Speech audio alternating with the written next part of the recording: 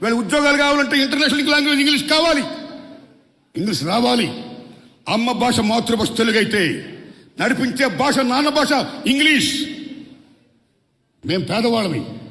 అందరూ రమణ గారి లాగో Newton లాగో Sarvepalli Radhakrishna లాగో IQ చాలా గొప్పగా ఉండదు. 90% చాలా మంది చదువుకోవాలి. ఒక విజ్ఞప్తి చేస్తున్నాను రమణ సార్, మా ఊళ్ళో ఫస్ట్ బిఏ చదివాను నేను. ఆ రోజుల్లో మీరు నమ్మండి, మాలాంటి పేదవాళ్ళందరం కూడా ఇంగ్లీష్ రాక చాలాసార్లు ఫెయిల్ అయ్యాం. ప్రథమ స్థానం నుంచి ఎప్పుడు కూడా మాకు ఇంగ్లీష్ లేదు. మేము బిఏలు ఎంఏలు ఎంకమ్లు పాస్ అయ్యాం. పాస్ అయ్యి ఉద్యోగాలకు వెళ్ళాం.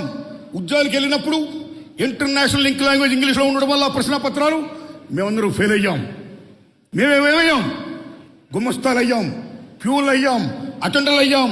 ఈ దేశ సార్వభౌమాన్ని కాపాడే జవాన్లు అయ్యాం. ఈ దేశ ఇంటర్నేషనల్ కాపాడే పోలీసులు అయ్యాం. కానీ ఇంగ్లీష్ మీడియం వచ్చిన వాళ్ళు ఏమయ్యారు? దే బికేమ్ ఐఏఎస్, కలెక్టర్లు అయ్యారు, ఇంజనీర్లు అయ్యారు, డాక్టర్లు అయ్యారు, వాట్ నాట్. చాలా గొప్పలేరు, వెరీ హ్యాపీ.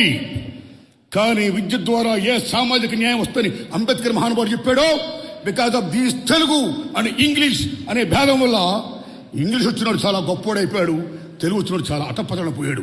అది కాకోకుండా ఉండాలంటే, విద్య ద్వారా సామాజిక న్యాయం కావాలంటే ప్రాథమిక దశ నుంచి తెలుగుతో పాటు ఇంగ్లీష్ కూడా బోధించాలని నేను కోరుకుంటున్నా.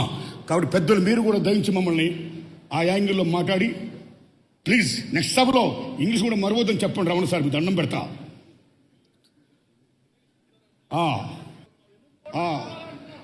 అదే సార్, ప్రాథమిక విద్య తెలుగుతో పాటు ఇంగ్లీష్ కూడా ఉండాలి.